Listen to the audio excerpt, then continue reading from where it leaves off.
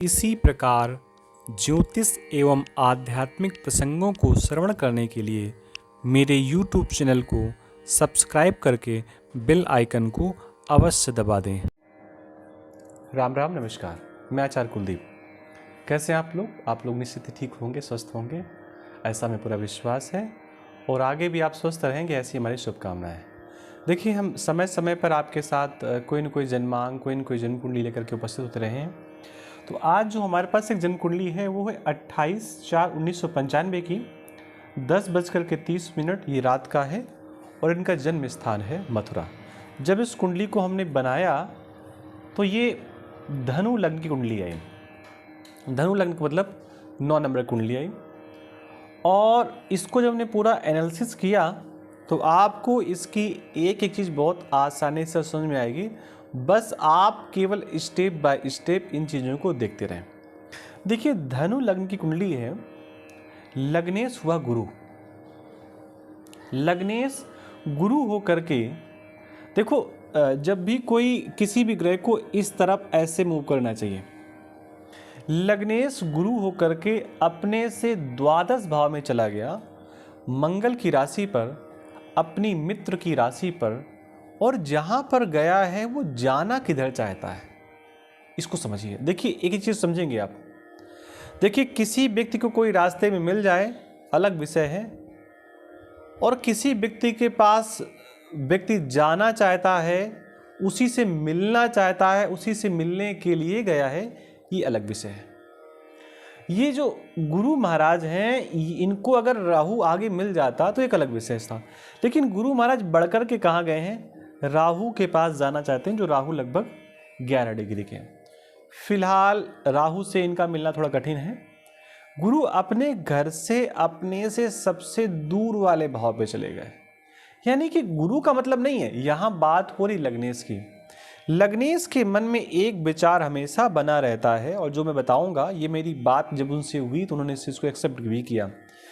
इस जातक के मन में एक विचार हमेशा बना रहता है अपनी मातृभूमि से, अपने घर से, अपने परिवारजनों से दूर जाने का। उसको अपने घर पे अच्छा नहीं लगता है। ये जातक नित्य कहीं न कहीं यात्राओं पर जाता रहता है, और जो भी काम करता है उसमें स्थितियां ये हैं कि वो घर से बाहर निकल कर, दूर निकल कर के वो चाहता है कि मेरा जो कार्य हो मथुरा पे ना हो, मथुरा से दूर हो, वो चाहे दिल्ली पे हो, चाहे नोएडा पे हो, चाहे गाजियाबाद पे हो, मैं घर पे रहकर काम ना करूं, क्योंकि ऐसी स्थितियां जन्म कुंडली से दिखाई दे रही हैं। एक चीज और भी है कि लग्नेश राहु के पास जाना चाहता है। राहु एक क्रूर ग्रह है और गुरु एक देवतुल्य ग्रह है। यानी कि व्यक्ति के पास समस्या नहीं आएगी, व्यक्ति स्वयं समस्या के लिए, जहां से समस्याएं उत्पन्न हो रही है उसके पास बार बार जाने का प्रयास करेगा।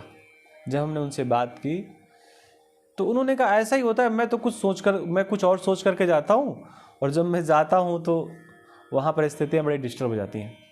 अच्छा, एक तरफ इसके राहु बैठा हुआ है, लग्नेश पर दृष्टि किस किस की है, इसको समझने का प्रयास करिए। आप शनि महाराज यहां बैठे हैं, 7, 8, 9, 10 नंबर, 10वीं दृष्टि से शनि महाराज लग्नेश को देख रहे हैं, अपने घर से देख रहे हैं, अपने परिवार से देख रहे हैं। ये जातक बड़ा अव्यवस्थित रहता है, बड़ा चिंतित रहता है, बड़ा परेशान रहता है। अच्छा, परेशान क्यों रहता है, किसके कारण रहता है? देखो, शनि महाराज ने अपनी दृष्टि डाली, और शनि महाराज ने जब अपनी दृष्टि डाली तो शनि महाराज नेगेटिव परिणाम देंगे। शनि महाराज किस भाव के स्वामी हैं? एक तो ये दूसरे नंबर भाव के स्वामी हैं, दूसरा ये तीसरे नंबर के भाव के स्वामी हैं।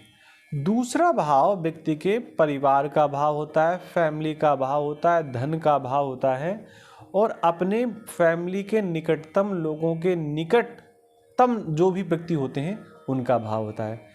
इस जातक को अपने परिवार से कई प्रकार की समस्याएं उठानी पड़ सकती हैं और पड़ती भी हैं।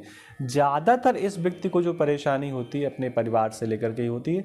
ये अपने परिवार के सदस्यों के द्वारा ही ये व्यक्ति प्रताड़ित किया जाता है। अब परिवार में सदस्य कौन कौन से होते हैं? देखो, सबसे पहला व्यक्ति का सदस्य होता है उसकी माँ, उसके पिता, फिर उसके बाद उसके भाई बहन और फिर और लोग, और उसके बाद जब वो 20-25 साल का हो जाता है, 30 साल का हो, तो उसकी पत्नी, फिर उसके बच्चे। यहाँ पर माँ की स्थिति की बात करें तो जो कर्क राशि है ये पड़ी हुई जाकर के अष्टम भाव पे, और उस अष्टम भाव पे जो व्यक्ति बैठा है वो नीच का बैठा है, और अष्टम भाव की जो राशि है वहाँ पर बड़ा गड़बड़ फड़बड़ चल रहा है। देखो यहाँ पर चंद्रमा बैठे हुए, मंगल की राशि पर चंद्रमा बैठे हैं, ठीक है, अग्नि तत्व की राशि है, चंद्रमा बैठे हैं, जल तत्व है, थोड़ा बहुत वाष्पीकृत होगा, लेकिन समस्या इससे नहीं है, क्योंकि दोनों देवताओं के प्लेनेट हैं, उससे कोई फर्क नहीं पड़ना है। लेकिन चंद्रमा के साथ जो केतु महाराज आ गया, ये चीज़ों को डिस्टर्ब कर रहे हैं। उसके बाद केवल इतना ही नहीं, जो बुध यहाँ बैठे हैं कितने डिग्री के, 29 डिग्री के हैं। ये 29 डिग्री के बुध लगभग यहाँ पर पहुँच जाएंगे। ये 29 डिग्री के बुध हैं कौन? सप्तम भाव के स्वामी, दसम भाव के स्वामी। ये ग्रहण दोष बन रहा है। इस ग्रहण दोष में मुख्य भूमिका किसकी है? बुध की है। और बुध चंद्रमा को बहुत अच्छा नहीं मानता, बुध चंद्रमा को बहुत श्रेष्ठ नहीं मानता, क्योंकि बुध की उत्पत्ति में चंद्रमा का भी अपना कोई न कोई रोल है।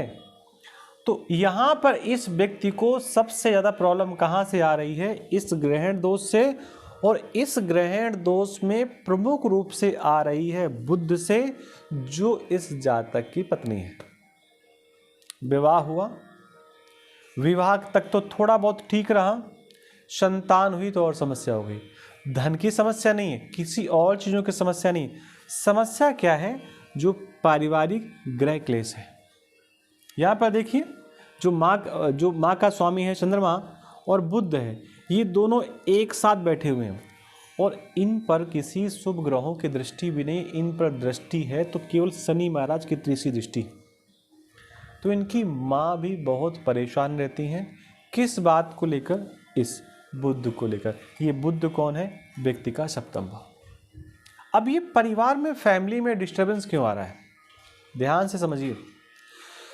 जब भी सप्तम भाव का संबंध या सप्तमेश का संबंध केतु के साथ आ जाता है, तो केतु उस स्थिति को डिस्टर्ब करने का, कट करने का, नष्ट करने का, भ्रष्ट करने का प्रयास करता है।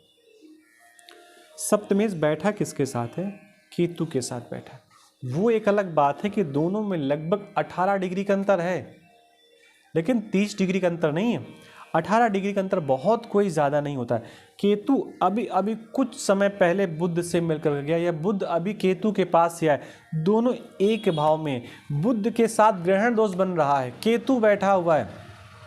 तो जो सारी समस्या है विवाह के बाद भी है। अब एक प्रश्न है, क्या ये जीवन भर समस्या बनी रहेगी? देखो, ये एक पक्ष की जन्म कुंडली है। अगर हमारे पास दूसरे पक्ष की जन्म कुंडली होती तो हम ये देख करके बता सकते थे कि जातक के जीवन भर ऐसी समस्या रहेगी या नहीं रहेगी। ऐसे समझिए, दो नेत्रहीन व्यक्ति हैं, उनको एक जगह बैठा दिया जाए तो दोनों में से किसी का भला नहीं होगा। अगर उसमें से एक व्यक्ति को थोड़ा बहुत दिखाई देता है और दूसरे को बिल्कुल भी कुछ दिखाई नहीं देता, तो चीज़ें अच्छी हो सकती हैं। हमने जब बात की इनसे तो इन्होंने बताया कि जब हमने पंडित जी कुंडली मिलाई थी तो हमारे 28 गुण मिल रहे थे, लेकिन फिर डिस्टर्ब क्यों हो गया? देखो, गुण एक अलग विषय है, गुण मिलना अलग विषय है, लेकिन कुंडली की स्थितियां अलग विषय हैं। इस कुंडली में वैवाहिक स्थितियां बड़ी अच्छी नहीं दिखाई दे रही हैं।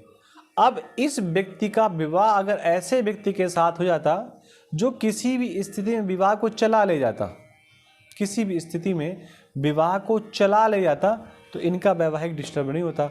हो सकता है जैसी स्थितियां इनकी जन्म कुंडली पर बनी हो, वैसी ही स्थितियां इनके पार्टनर के, इनके स्पाउस के और इनकी जो पत्नी है उसकी कुंडली पर बनी हो।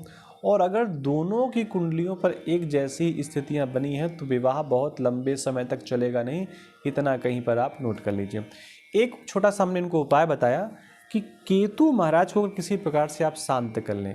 केतु महाराज की प्रार्थना करें, केतु महाराज की उपासना करें, केतु के देवता का पूजन करें और गणपति की प्रार्थना करें, तो चीज़ों में काफ़ी हद तक लाभ मिल सकता है। आज के संस्करण में इतना ही।